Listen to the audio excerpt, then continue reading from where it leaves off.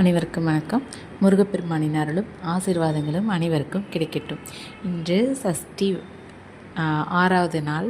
ரொம்ப சிறப்பாக பூஜையெல்லாம் அதாவது அபிஷேகம்லாம் பண்ணி பூஜையெல்லாம் முடிச்சுட்டு பஞ்சாமிர்தம் தான் நான் இன்றைக்கி நிவேதனத்துக்கு செஞ்சுருந்தேன். ஸோ சாமி ரொம்ப நிறைவாக கும்பிட்டேன். ஆக்சுவலாக இந்த சஷ்டி விரதத்தில் எனக்கு ஒரு ஸ்பெஷலாக ஏதாவது இருக்கணும் அப்படின்னு சொல்லிட்டு நான் வேண்டியிருந்தேன். நான் ஃபஸ்ட்டு டே தான் அபிஷேகம் பண்ணியிருந்தேன். அடுத்த 2வது நாளும் 3வது நாளும் என்னால் அபிஷேகம் பண்ணுறதுக்கான ஒரு டைமிங்கே எனக்கு கிடைக்காம இருந்தது. நான் ரொம்ப ஃபீல் பண்ணிவிட்டு, அதாவது என்னடா அபிஷேகம் பண்ண முடியும், ஏன்னா நான் தினமுமே அபிஷேகம் பண்ணிவிட்டு பூஜையெல்லாம் முடித்து சஷ்டி கவசம் படித்து வேல்மாறல் படிப்பேன், திருப்புகழ் படிப்பேன்.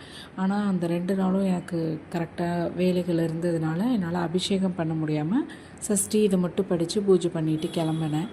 ஸோ என்னை ஏதாவது ஆசீர்வாதம் பண்ணணும், என்னை ப்ளஸ் பண்ணணும் அப்படின்னு சொல்லி நான் முருகப்பெருமான்கிட்ட வேண்டியிருந்தேன். இது நம்புகிறவங்களுக்கு என்ன சொல்கிறது, நிச்சயமாக புரியும். நம்பிக்கை இல்லாதவங்களுக்கு இதெல்லாம் சும்மா என்ன அப்படிங்கிற மாதிரி தோணலாம்.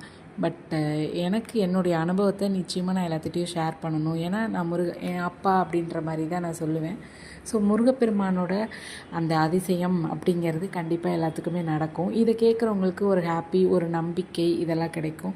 நிச்சயமாக நம்மளுடைய வேண்டுதலையும் முருகன் கொடுப்பாரு அப்படின்றதுக்காக தான் நான் இதை ஷேர் பண்ணுறேன். வேறு எந்த நோக்கமும் கிடையாது.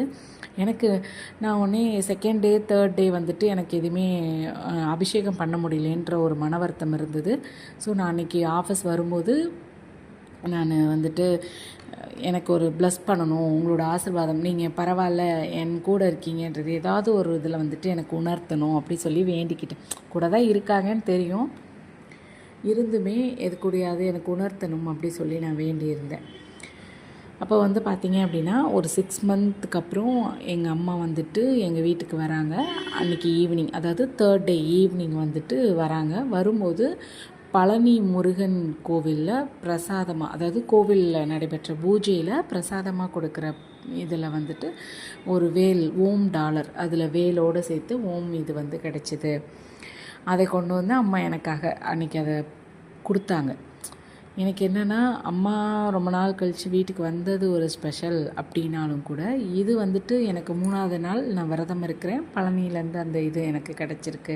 அது அம்மாவே கொண்டு எங்கள் அம்மாவே எனக்கு கொடுக்கும்போது அது நான் உண்மையாகவே ரொம்ப ஹாப்பியாக ஃபீல் பண்ணேன். ஸோ என்ன சொல்கிறது, எந்த நம்ம வேண்டுதல் வச்சாலும் சரி, நம்ம கூட அன்றாட டே டு டே நம்மக்கிட்ட பேசுகிற ஒரு கலியுக கண்கண்ட தெய்வம் அப்படின்னு சொல்லுவாங்க இல்லையா, கலியுகத்தில் நேரடியாக நம்மக்கிட்ட அவர் இருக்காருன்றத ஒவ்வொரு நிமிஷமும் நம்ம வேண்டும் போது, மனதார வேண்டும் போது உணர்த்துவார் அப்படிங்கிறதுல நான் முழு நம்பிக்கையாக நான் இருக்கேன். ஸோ யாரெல்லாம் விரதம் இருந்து எந்த வேண்டுதலை வச்சு விரதம் இருந்திருக்கீங்களோ அது நிச்சயமாக கண்டிப்பாக முருகப்பெருமான் நடத்தி கொடுப்பார். நம்பிக்கையோடு விரதம் இருந்து இன்றைக்கி சஷ்டி, அதாவது 6வது நாள் சம்ஹாரம், இதை போய் கோவிலில் வழிபாடு பண்ணிட்டு வாங்க. 7வது நாளை நாளைக்கு திருக்கல்யாணத்தோட விரதத்தை கம்ப்ளீட் பண்ணுங்கள்.